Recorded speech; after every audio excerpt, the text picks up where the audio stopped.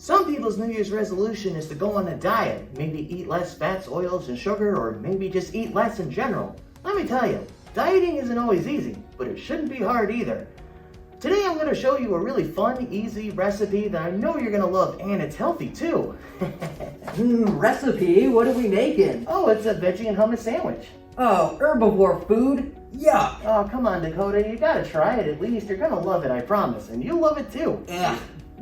Here we go. And here we have the ingredients for the sandwich.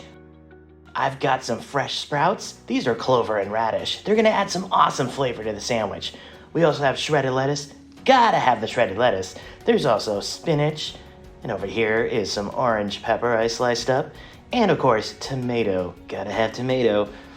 So one thing you can do if you want to add some extra flavor is toss your veggies in a little bit of olive oil, maybe a little black pepper, and lemon juice. That'll add a nice little bit of pizzazz to it. So the first thing you're going to do is get your bread ready.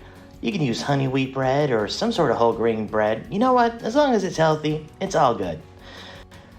You can use some hummus next. I've used roasted red pepper hummus, but you can use whatever you want. You're going to spoonful a little bit of this onto each slice of bread. You can tell I'm having a little bit of trouble with this. Who would have thought hummus would be so uncooperative? But eventually you'll get it on your bread. And when you're done, it's time to assemble the sandwich. Load up all the goodies! So first you're going to put your sprouts on one side, lettuce and spinach on the other.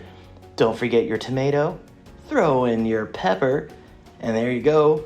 Squish it all together. Make sure it doesn't fall apart on ya. Now, if you excuse me, I'll be right back. I gotta get a knife to cut this.